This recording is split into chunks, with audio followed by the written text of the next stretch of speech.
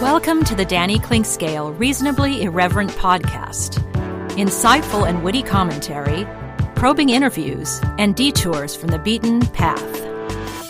Welcome to Danny and Stan's Football Weekend, presented by NoNonsenseHealthCareNinja.com. It's playoff time for the Kansas City Chiefs, and certainly we had a lot of drama yesterday at Arrowhead Stadium. A lot of things, new heroes, big concerns that still, of course, weigh into this day and for the next few days, obviously, about Patrick Mahomes.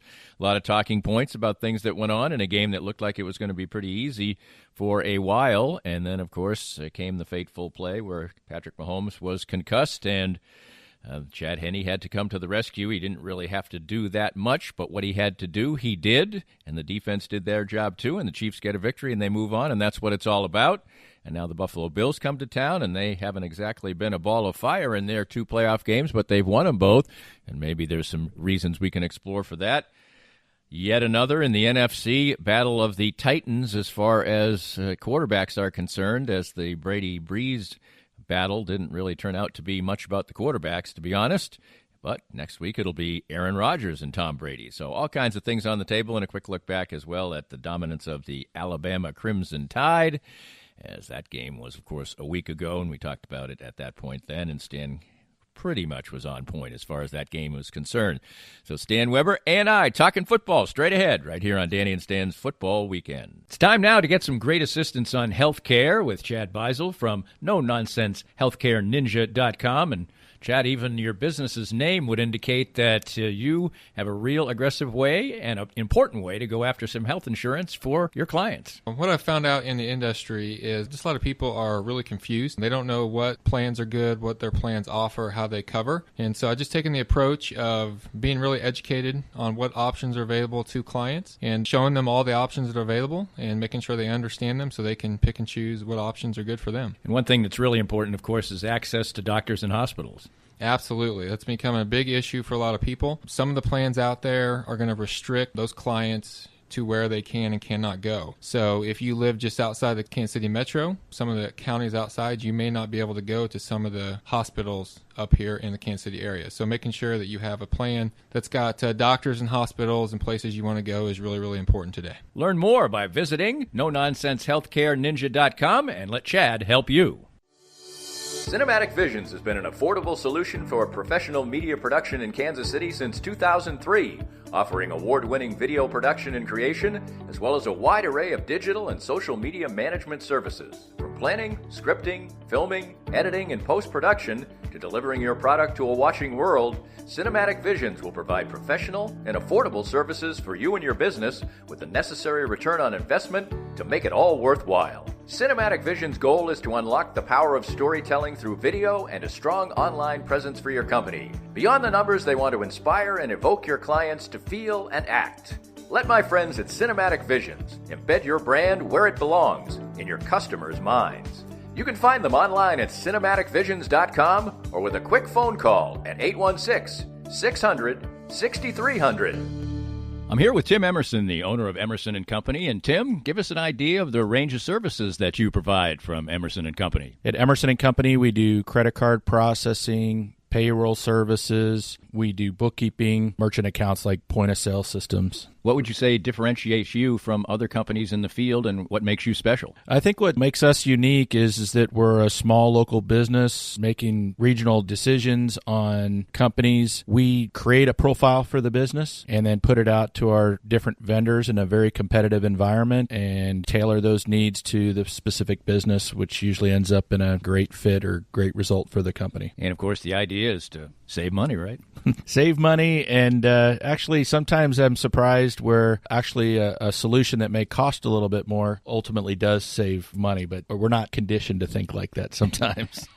Emerson & Company. Check them out at emerson-co.com or call them at 816-360-9092. I'm here with David Schmidt from Private Capital. And David, tell us more about your outstanding firm. Thanks, Danny. Here at Private Capital, we focus on return on asset. In today's world, it is survival of the fittest. We look at things from all angles and try to figure out what works best for you. The changes we will see this next year on assets will be monumental.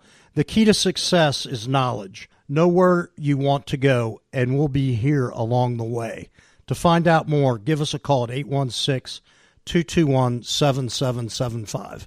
David Schmidt from Private Capital with the best service for you. If you'd like to join these and other great sponsors and market your business to a growing and engaged audience, contact us at Danny@DannyKlinkScale.com. Look forward to hearing from you.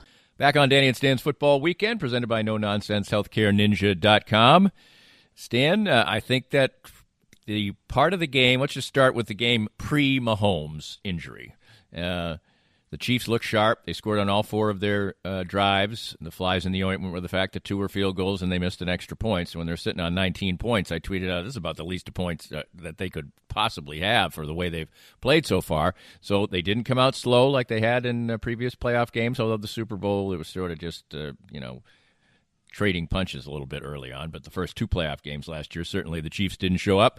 This time they do. They looked very good. They didn't cash for touchdowns. What did you think before the injury of the way the game was playing out and the way that Cleveland approached it by throwing the football more? The Chiefs didn't show rust. They came out and got after it. I thought Darrell Williams was the early star in the game. Not that the Chiefs weren't excellent all the way around, but his runs up the middle to say we're going to have balance in our offense. His catch and run on a 2nd and 10 down in the red zone where he should have been tackled for a 1-yard pass reception.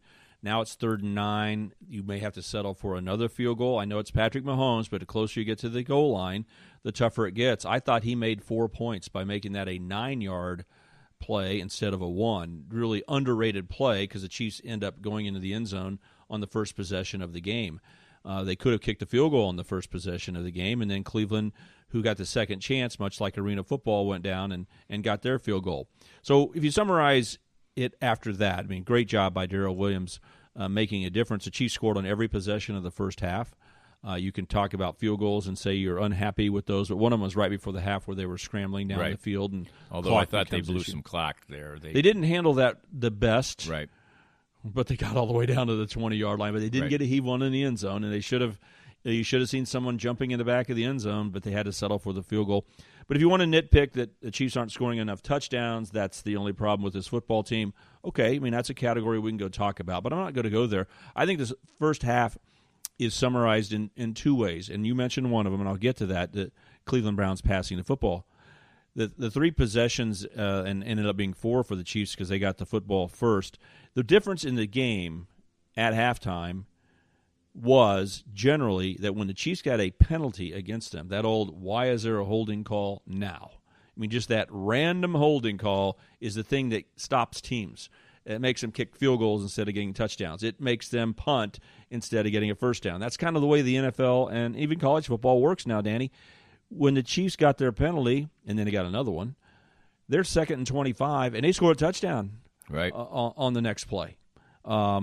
They got a touchdown when they had to overcome a penalty. The Browns had thrown a nice pass into Chiefs territory and their second possession, but they got a penalty against them. They did not react to it well at all. They ended up punting, and it was easy. The Chiefs defense just stuffed them, and they punt. I thought that was the biggest differential. How do you react to that 1 10-yard or plus penalty, and the Chiefs got a 15-yard penalty? How do you react to it? You go score if you're the Chiefs, you punt if you're Cleveland. That's what separated the first half. Then, obviously, the dumb play by Higgins to reach the football out. Chiefs catch a break that Sorensen's not called for modern football's head-to-head contact. I don't like it because where else is he going to hit? He's just trying to hit on the lower body, and the guy leans down. But, it could have been a penalty. Cleveland could have scored a touchdown there. The Chiefs still would have got their score going the other way if they would have scored on that player very soon afterwards. So I thought just that one little break in kind of that arena football, hey, we're going to score every time. The Chiefs took advantage and overcame the penalty.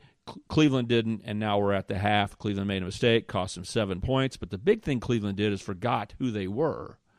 And Baker Mayfield was up to the passing game, but the way you hurt the Chiefs is get balance in your offense and run the football. When the Cleveland Browns came out in the second half, finally they turned back into the Cleveland Browns. So I thought the Chiefs did a great job of getting them out of their game. You deserve credit for that. The Chiefs overwhelmed them with their game, and Cleveland started losing their head for the first half. So you go in at halftime, Chiefs are in great position, and guess what? Baker starts the second half with an interception. Tyrann Mathieu was a superstar all day long, setting the edge on the run, being everywhere. Then he gets the interception. It's over until Bucker misses the field goal. And my friends laugh when I say missed field goals create momentum sometimes. And here you go. Cleveland was back in the game. I thought Cleveland was a tough out going into the game. I predicted the Chiefs would only win by 7. I thought Cleveland could really be dangerous on the offensive end. It ended up being that, but it only ended up being that with some funky, like that kick, and with the Browns finally finding themselves in the second half. When they turned it into the Browns and said we're going to run and pass, they were very, very good and hard to beat. I'm trying to think of what the intent of the rule for fumbling the ball out of the end zone is. I don't get it. I mean, it's not as if somebody's going to fumble the ball on purpose. If you were to place it back at where he fumbled it from, say you get a little penalty because you did something right, put it at the 10. I don't understand. It's such a grievous penalty. Now, it's stupid. They know the rule. It's going to be 1st and goal at the 1, you dummy. And if you can't score from there, it's bad on you. But I'm just trying to figure out what the intent of that rule is. It's just tradition rather than us thinking it through nowadays. But I think it'll go through an intense evaluation, and we may see the rule change for the first time. The thing that's relevant is you cannot fumble forward.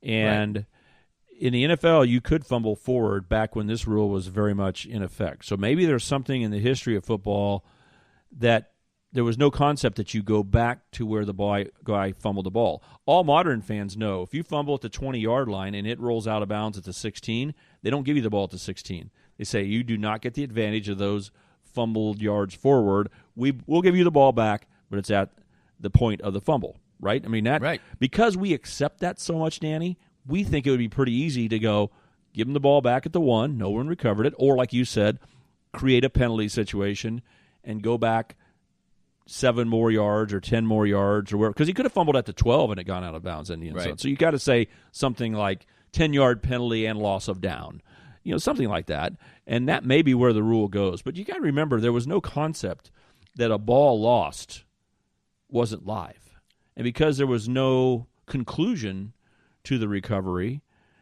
and the ball was in the end zone, you're not going to give him a touchdown. That's probably the logic stream they had. We got to remember it's nothing like we think now.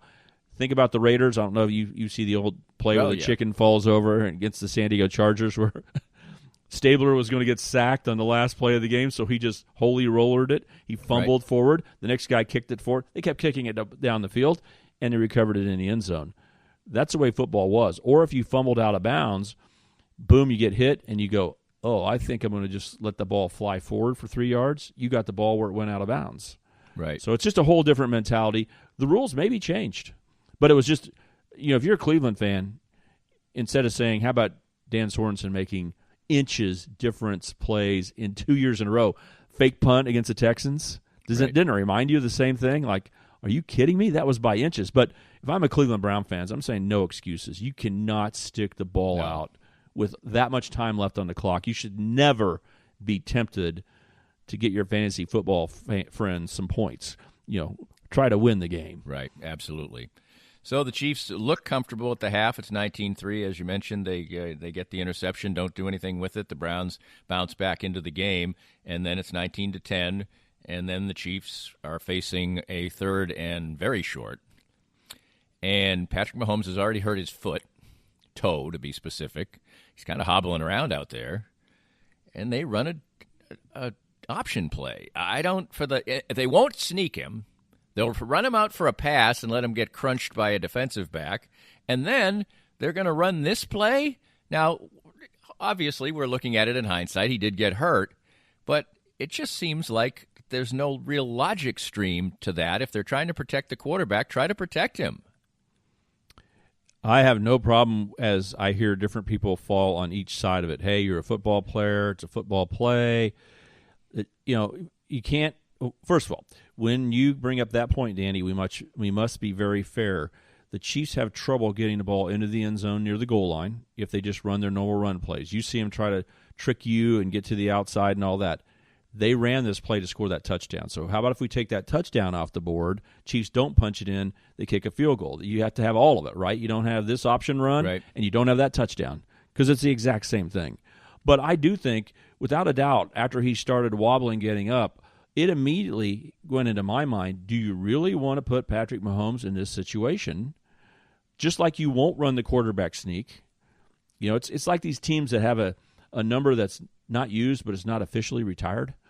Right. Number 12, our guy, Roger Staubach. No Cowboys ever worn 12, but they haven't retired number 12, Danny. Right. That's what the quarterback sneak is. Andy Reid's never said there will never be a Patrick Mahomes quarterback sneak, but we all know it's either Jinxville or they don't want all those bodies falling on each other. But you immediately ask yourself, if you're going to run options like this, right, why won't you run the quarterback sneak? I mean, it'll be interesting to see when we get back to next week, or it'd be too early next week. Next year, will he go back to quarterback sneaking it and just say, no, I'm going to make him a football player and we're going to do it? Or now we're going to cut out the option and the quarterback sneak?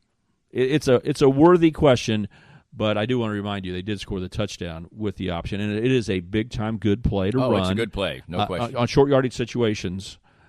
So Mahomes does go out. I'll tell you what, being on Twitter there was fascinating, to say the least. The people are so desperate that they want Mahomes back. They're like, let's pay the guy who's the independent. No, he didn't get a concussion. It was like a karate chop to the neck, and he lost his breath. I mean, I was seeing everything you could. Oh, that's still coming out, Danny, as we speak today. Big-time NFL reporters just saw on my text, and I don't even follow social media, but my buddies do, and it's such a big subject. I just read a few minutes ago that they said, he got choked out. He didn't get hit in the head. So, I don't know. I watched the narrative has already begun. It's very well done, and it's the narrative you want to put out there, Danny. Not everyone's going to be skeptical like you, but you want the narrative to be, I don't think he had a concussion, and I don't know about that concussion protocol. Maybe we need a little bit of patience, but not concussion protocol. Well, I mean, he's going to play next week. Okay, I that's think the easiest thing ever. I ever. think he's pretty much going to play too. I agree with that. And if you're going to have these protocols, they should be used. The Chiefs did announce that he was out with a concussion. They didn't say anything else. They said he was out for the rest of the game with a concussion. Anybody who saw him saw that he was concussed. I mean, come on. Now, you can say anything you want about the hit.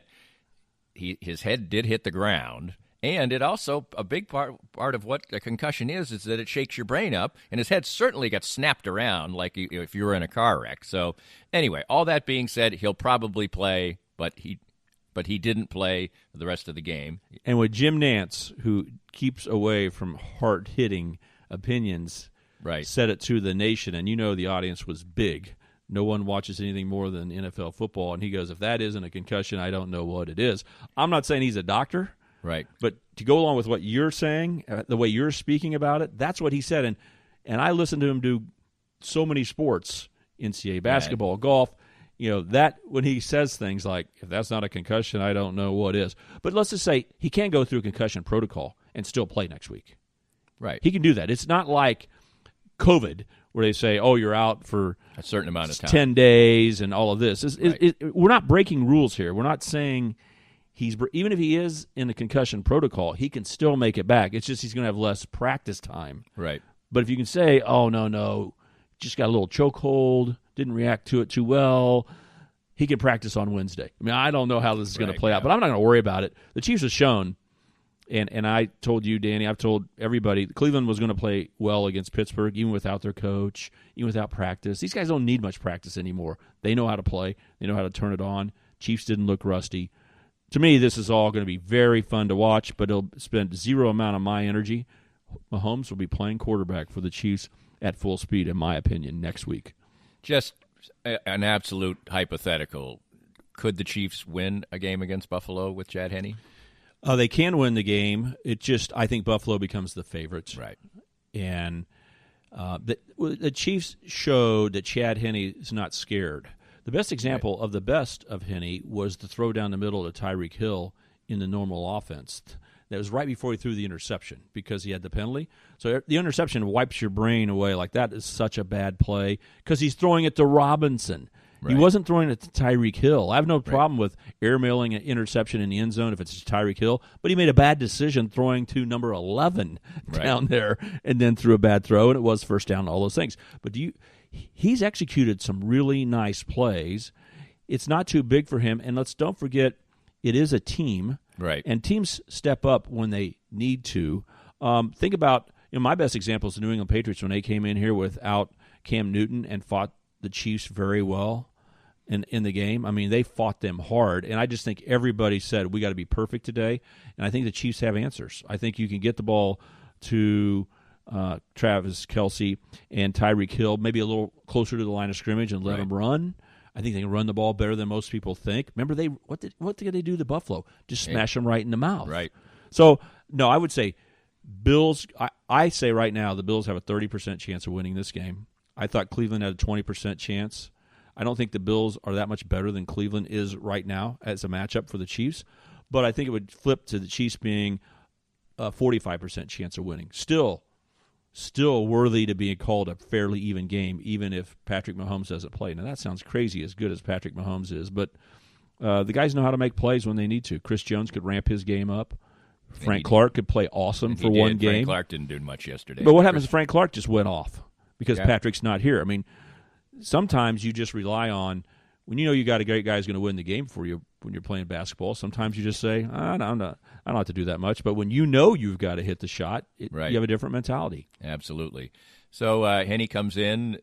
As I said, they really didn't tackle. They got a field goal right after he came in, but they didn't do anything else. But they did make the first downs at the end the first down at the end that they needed.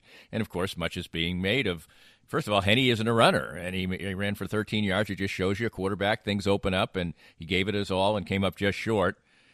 When they lined up, did you think they were going to run a play?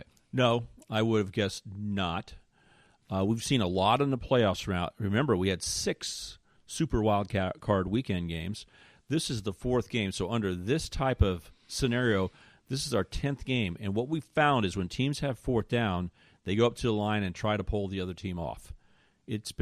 No one has just said, let's punt when the ball's around midfield. Right. Everyone's now said, why don't we just go ahead and see if they jump off? Because we've seen guys jump off. Safeties way out on the edge in the slot. So I thought, why wouldn't you invest in seeing if you can get Cleveland to jump off? I mean, if it happens, ball game. And if not, 5 yards is nothing on the punt. So this is a classic example of what we've seen throughout the playoffs. But really, it was okay to punt for the Chiefs, not just old school. It was okay, an acceptable answer, I think. I don't want to get on this. Andy was brilliant for going for it, but he'd been an idiot if he punted. I do not think that. You could be successful with both. The previous possession, the Browns were stopped. They had the ball down by 5. Right. Plenty of time, and the Chiefs' defense won the battle easily, so much so that they Cleveland had 4th and punted. 7 or 8, Now Cleveland has no timeouts, which doesn't matter a lot, but they have to score a touchdown. Okay? And they have 17 points, should have 24 right now. Sure, you'd be scared to death if Cleveland started at their own 10 or wherever they were going to get the ball, that they could go that 90 yards. Yes, in today's modern NFL, you'd have been so mad if they would have scored. But because they had that opportunity and the Chiefs stopped them, I think it would have been fine to say, really, do we want to give the ball at midfield or put the ball in Chad Henne's hands? What happens if the ball just slips out of his hands and it floats 1 foot over Tyreek Hill's hand? Everyone acts like it's easy. No, that's a big-time clutch play that he threw. But everyone wants to focus in on the 4th down, Danny, and because everyone is going to focus on the 4th down, I want to focus on something different with you because that makes this podcast interesting, I think. When they got the football with 4 minutes left and the Browns having blown 2 timeouts, bad operation, throwing a red flag, challenging a catch by Tyreek Hill after they blew it and didn't challenge one earlier in the game. I mean, he double failed. That is so bad. And then for Baker Mayfield to call timeout while they had the football on a 1st down play is unacceptable. So that's how the Browns helped lose the game. When I say they weren't ready to play at this level yet, those are the kind of things I'm looking at. But you go back, it's 4 minutes left plus in the game. The Chiefs get the football with Henne. Out of the next 7 plays, forget the kneel down. Out of the next 7 plays, they called 5 passes. You could have bet me any amount of money. I mean, I feel much more comfortable saying they're going to go for fourth down, Right. with a quarterback sneak maybe, than 5 throws. Go back and look at your play-by-play, Danny. They threw the football. After running it once, they threw to Tyreek Hill near the sidelines. Then he threw the little swing pass for a first down. Yep. Then they ran the ball for 2 yards. Then he took a sack, which was a pass play. And then he scrambled, which is a pass play. And then he threw the ball on fourth down. Right. Wow. That's where it's untold aggressiveness that we've never seen in the NFL. We've never seen a coach go against the odds that much. That's way bigger than that fourth down play. Right. You put the ball in Chad Henne's hands, because if they run, they might get first downs. And, oh, by the way, they're burning clock because Cleveland doesn't have timeouts. Yeah, twice So- they threw an incomplete pass, which didn't seem like a very good idea, and then they threw a complete pass where the guy went out of bounds. He really couldn't help it, but very, very interesting. I mean, stuff. it's the Chiefs just said we're going to win it with offense, even when we have Chad Henne. And when you say that, Danny, that's got to give me a little more confidence that you could play the Bills with Henne if you had to. I mean, they're functioning with their offense, and I've never seen anybody stick their neck out like Andy Reid did there. I would have bet anything the first 2 plays would be runs to just see what happens. Right. Because 2 first downs win the game. Absolutely. So I think we've covered all the Chiefs aspects. Let's talk a little bit about the rest of the NFL. Buffalo, as we mentioned with Baltimore, it's a windy day, hard to judge, but they come in. You talked about it. You think they have about a 30% chance to win if Mahomes is there. How about the other one? First of all, let's talk about Drew Brees. The reports were that he was going to retire. Reports out this morning saying that he's going to take his time before deciding. He's a great competitor. It's tough to go out with a game like that. But the other side of it is maybe that's what he's got now, and maybe he'll realize, I don't want to go out playing like that, but if I come back, I'm just going to play like that. I mean, that's a tough call for a real competitor. It is a tough call. I think that you could look at his regular season performance and still say that he can compete enough to put his team into the playoffs and to, maybe win a division. So it's not like he plays at a low level, but I do think the top is knocked off. I mean, you might still have a big hunk of ice cream, but there is no strawberries on top anymore. I mean, we want to build him up as being at the same level as Tom Brady, but his body's not working the same way. I felt this way about the Saints all along, that I did not promote them. I don't remember any time throughout the year where I said, "Oh, Danny, watch out for those Saints in the Super Bowl." I think I was accurate in saying when he came back from the rib injury and lung injury, I've experienced it. He's going to be a shell of himself and worse than he should be, and he was awful against the Chiefs. And now he's quoted as saying I shouldn't have come back that early. But even when he's completely healthy, at his best, he is a master at throwing 7-yard routes at a 70% clip. That's what they do. And they just are – their defense is not dominant. Everyone wants to tell me their defense is really great. It's just okay. No one's defense is dominant in the NFL. Nobody. The offenses are going to score against everybody. So I do think Drew Brees' story has been written. If he comes back next year, if I'm a Saints fan, I would say I think I like this because I want to go win a division or get in the playoffs. I think I want this. Don't kiss it goodbye. But they weren't going to go to the Super Bowl this year, and they're not going to go to the Super Bowl next year if Drew Brees comes back. He's topped out, Danny. Right. He's not threatening people down the field enough, and that's why they weren't scared of me. I've been saying Tampa Bay is a legitimate Super Bowl team. If they meet the Chiefs in the Super Bowl, I'm not going to go, "Oh, this is so easy. Chiefs are going to win." They are a whole step above the Saints. It just happens that the Saints matched up well with Tampa. Right. It's more about that matchup because you watch them play the Bears and the Saints. Come on, what did we talk about that game? Nickelodeon. We talked about slime and all the fun. I mean, really, Chicago dropped the trick play that New Orleans hit. Right. Without the trick play, everyone talks about the turnovers. Take 2 turnovers back, okay? Saints, we'll give you 2 turnovers back. But if you don't score on a trick play, it's just waiting for Tampa to go win the game. Tampa's the better team for the rest of the NFL, maybe not matched up. So I'm glad that Tampa moves on. I think any of the 4 teams that make the Super Bowl can look with their head straight up and say, yes, we deserve to be in the Super Bowl this year. but I do not believe in the Buffalo Bills nearly as much as everyone else does. How about picking a winner in the? How do you think the Tampa-Green Bay game plays out? I think Green Bay probably finds a way to win. There's no reason why.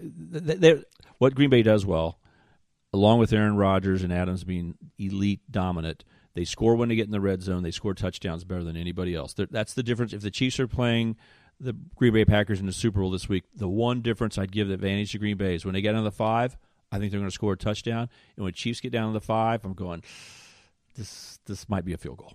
Okay? Right. So that helps them when they're playing Tampa Bay. And they're physical, they're able to run, which will bring balance back in their offense. So you don't have to just rely on Aaron Rodgers' magic. Maybe the weather, slippery field, whatever comes with that kind of weather condition, probably the Packers are a little bit more ready for it.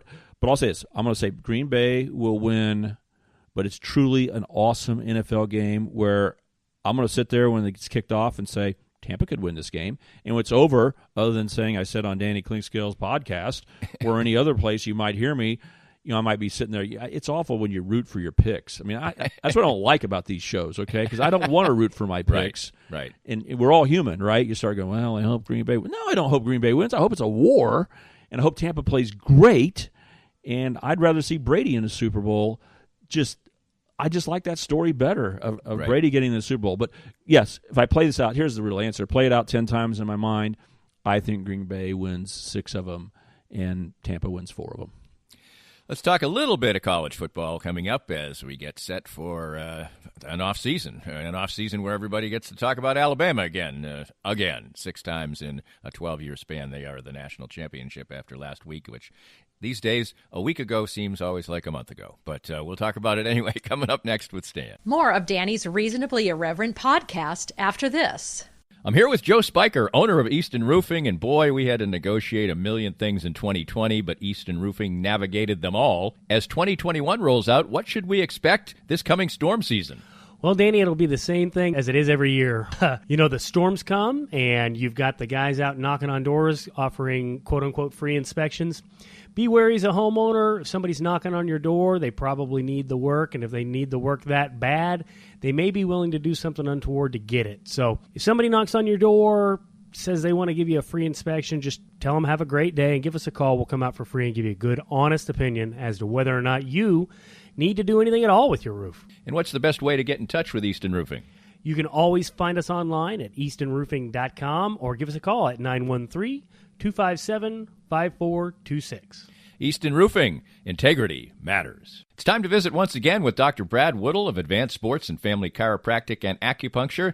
And Dr. Brad, your group has reached a significant milestone in receiving a prestigious award. Danny, we've been honored for the 10th year in a row to receive the 5-Star Service Award from Integrity Doctors. And what this means is that all of our offices throughout Kansas City have made sure to give people excellent chiropractic and acupuncture care, be on time, and do a very complete and thorough job, and have great responses back from patients. I know firsthand because I was just treated, for instance, today by you. You have a wide range of fantastic services. Absolutely. Chiropractic, acupuncture, physiotherapies, rehab, anything that you need to keep you well in bones, muscles, joints, and nerves. And I can't say how much it's benefited me in the time I've coming here, upwards of 2 years. My back has improved 100%. And you can have that same kind of treatment too. For more information and your chance for a healthier way of life, visit asfca.com/Danny today.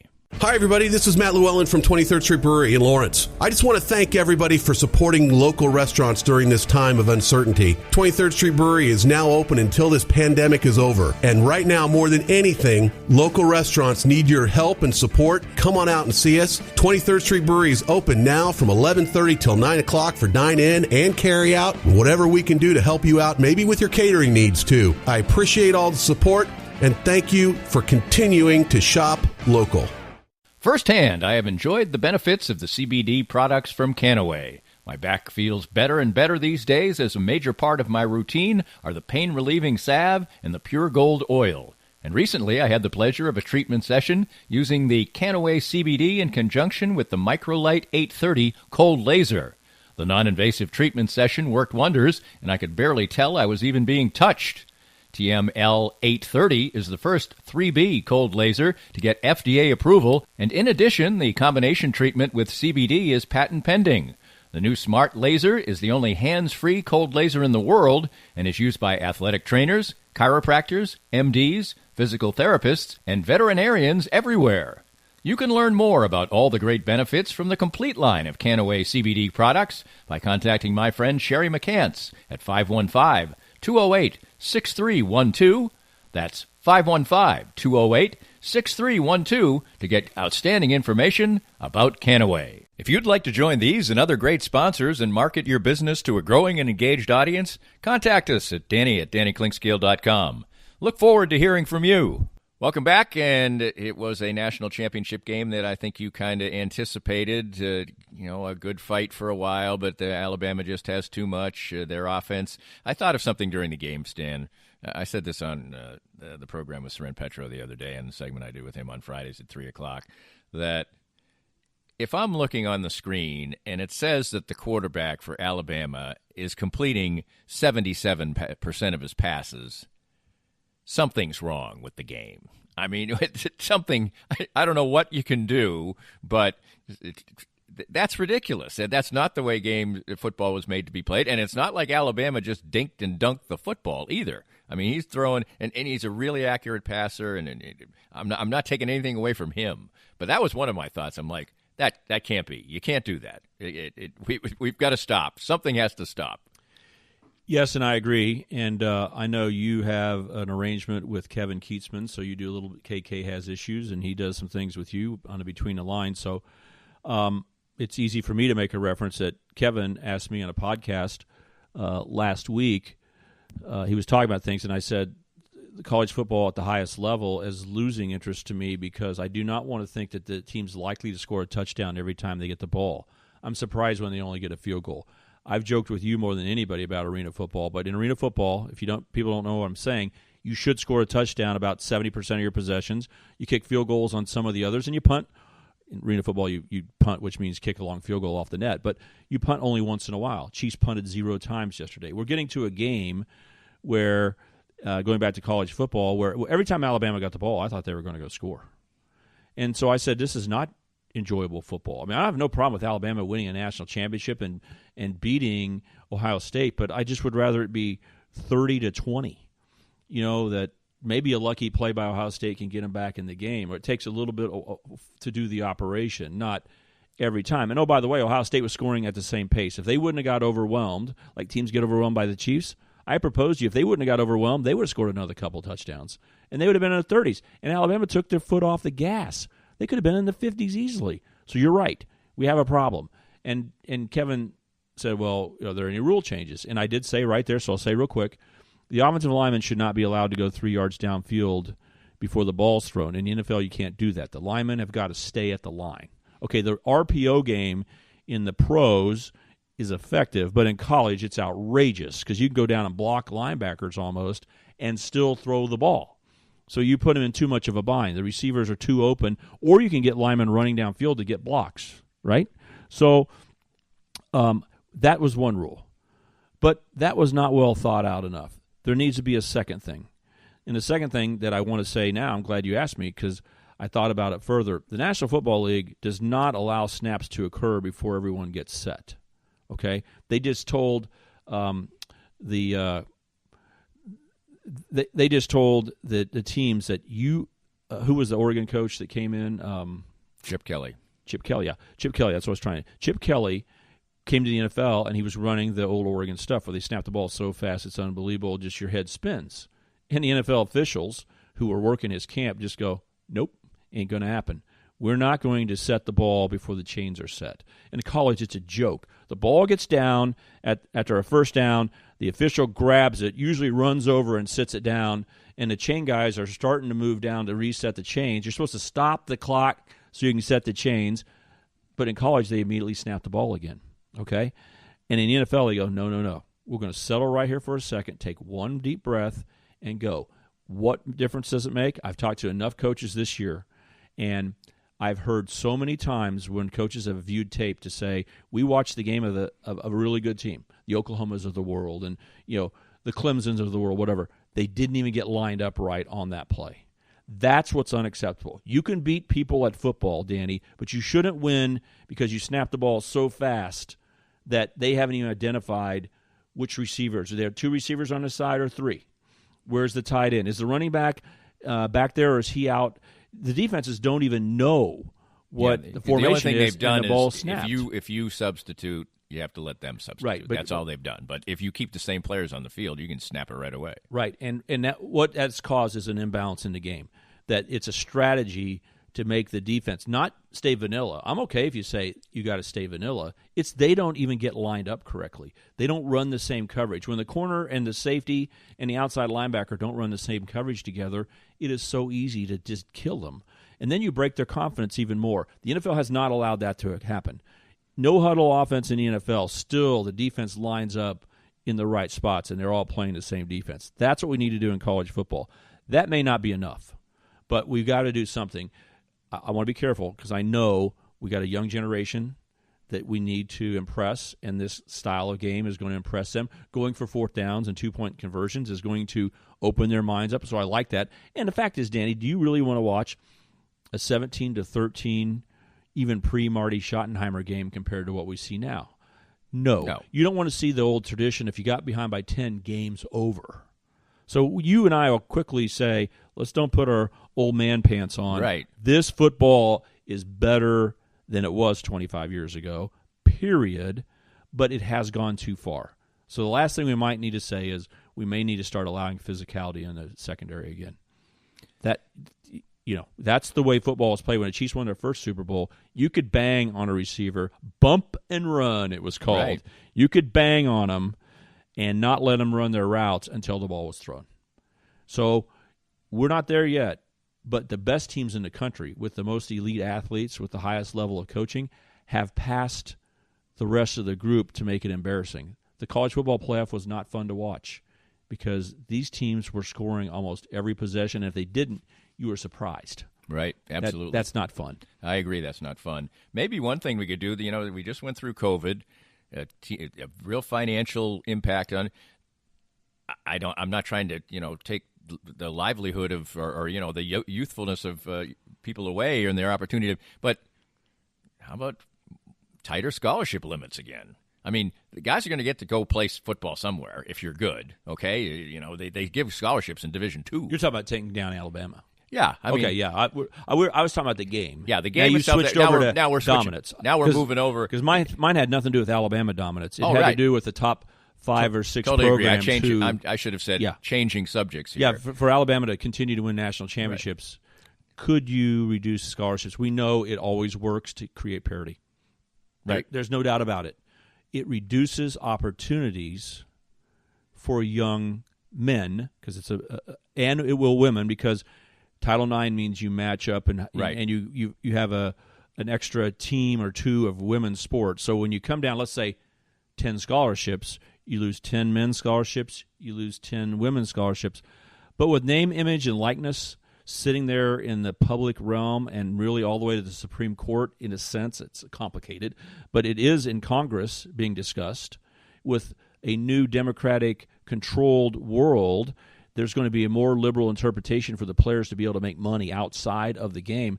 So, Danny, you're really getting into a situation where it's becoming more and more acceptable to pay people what they're worth. There's no reason to have the 85th guy on scholarship because my argument is the 85th guy on scholarship is getting a lot of money. Right. But the Heisman Trophy winner's getting the same as that guy. And that's where we're always hearing this is unfair. You could maybe balance it up and say, okay, we're going to get to a world where they get compensated better on the better end, but we need to cut off the back end. The NFL doesn't have 85 guys. Right. They got a 53-man roster. Mm-hmm. So, yeah, you could do it, but if Nick Saban's there, they're going to keep winning. So you just needed him to retire, Danny. So that's the secret sauce. The secret sauce is Nick Saban is that good, and he'll still get the elite athletes. He doesn't need 85 scholarships. Right. He'll be okay with 65. You're just not going to get rid of him. But the key thing to say today about Nick Saban is during this COVID period, more than ever, we've seen a side of coaching that has been become the norm and almost demanded by society that you give the benefit of the doubt to the athletes in workplaces. The employees are going to be much more empowered, because if they say, I don't feel comfortable coming to work with COVID, that's acceptable now. You don't have this hard-ass, we pay you money, we own you type of mentality. And I'm not promoting either one of them. I'm just saying what's interesting is Nick Saban is much more still the hard-ass. Right. In a society where this year with COVID, everyone's gone away from, you better be careful even criticizing a player, like saying you need to try harder or you're not tough or whatever. And Nick Saban actually is still way over there about the demands he puts on the Alabama players, and yet he had a guy who had an NFL career wanting to come out when they were way ahead. That receiver came in, I forget his name, but he wanted to be in the game and play, even though he's limping around. One of their good receivers. Yes. He has a whole different mentality. Waddle. How do they get that done in today's world? That is the biggest surprise. It used to be easy. 10 years ago, being a hard ass, you go, yeah, we know that's always worked. But the Belichicks of the world and the Sabans, how can they do it now? And Saban did. He was contra to everyone else. His team fought together as if COVID was not even a factor. It was amazing. They're dominant. But this year, a full SEC schedule, you know it. Yep. A full SEC schedule and a semifinal win and a championship, and they rolled through it undefeated and with their players fighting like crazy, wanting to be a part of it. When everyone else is finding reasons to opt out, I mean, there's the biggest differential this year from Alabama and everyone else than I've ever seen. That may mean another championship next year, Danny. I don't want to talk about that yet. So any rule solutions? Did you say 7 out of 13? We'll leave for another day, but the game needs some rule adjustments, possibly. Absolutely. Maybe a little more physicality in the secondary. I agree. I do agree with that part. I think that some of the secondary, you got to give those guys a chance. But we will discuss it further next week. We'll see if the Chiefs have to try to win with Chad Henne. I don't think it's going to happen. I think Patrick Mahomes will be out there. I think the National Football League wants him out there. But anyway, that's a subject. How's his left toe? That's a legitimate issue, Danny. All right. Okay, there we go. Because if you have a turf toe, usually when you have a turf toe, you can forget it for 5 seconds and then function, and then it just screams at you when you're walking back to the huddle, but you can't do that forever. Right. You can't do it forever. So does it affect a couple of his throws? Have to think about that, too. Lots of things on the plate. Always fascinating with Stan Weber right here on Danny and Stan's Football Weekend. We hope you enjoyed the latest Danny Clinkscale Reasonably Irreverent podcast. Come back soon for something fresh and new. This podcast was made possible by our great sponsors like NoNonsenseHealthcareNinja.com, specializing in expert healthcare guidance and assistance for you.